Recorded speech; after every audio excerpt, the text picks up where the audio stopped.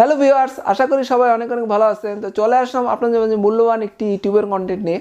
তো আজকে আমি আলোচনা করব সমস্ত ভিডিওতে আমাদের কপি স্ট্রাইক চলে আসে, ওই ভিডিওটা আমরা কি মুছে ফেলবো নাকি রেখে দেব। তো আমরা যারা নতুন ইউটিউবার তারা কিন্তু আসলে আমরা জানি না যে আসলে ভিডিওটা কি করতে হবে, এবং অনেকেই কিন্তু ভিডিওটা মুছে ফেলে। তো আসলে ভিডিওটা মুছে ফেলা ঠিক হবে কিনা বা ভিডিওটা মুছে ফেললে কি কি সমস্যা হতে পারে সেই ব্যাপারটা আমি আপনাদের ক্লিয়ার করে দিতেছি।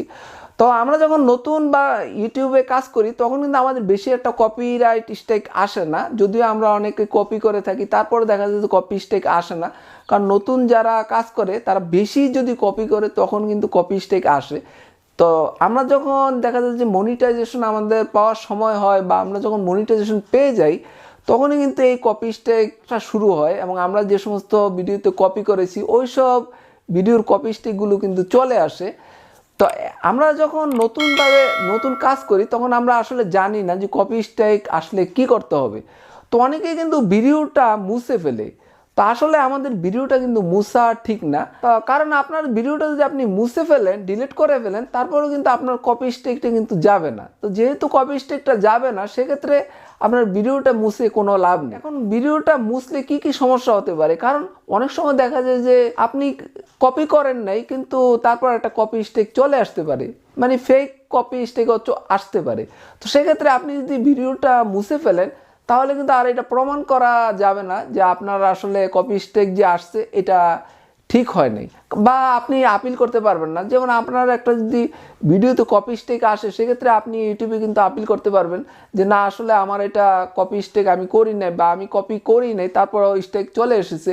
তখন ইউটিউব কিন্তু এটা যাচাই করে দেখে, যদি দেখা যায় যে না আসলে এটা ফেক কপি স্ট্রাইক এসেছে, তখন কিন্তু ইউটিউব সাথে সাথে এটা সরিয়ে নেয়। তো আপনি যদি ভিডিওটা মুছে ফেলেন সেক্ষেত্রে কিন্তু এই আপনার সুযোগটা থাকতেছে না। তাছাড়া আপনার যদি কপি স্ট্রাইক আসে সেক্ষেত্রে যে কপি স্ট্রাইকটা আপনাকে দিয়েছে তার পাশে একটা মেইল নাম্বার থাকে। তো আপনিও কিন্তু ওই মেইলে তাকে বুঝিয়ে বলতে পারেন যে ভাই আমি আসলে কপি করেছি, আমি আপনার ভিডিওটা মুছে দেব, বা আমি কপি যে করেছি সেগুলো আমি মুছে দেব, আপনি কপি স্ট্রাইকটা তুলে নেন।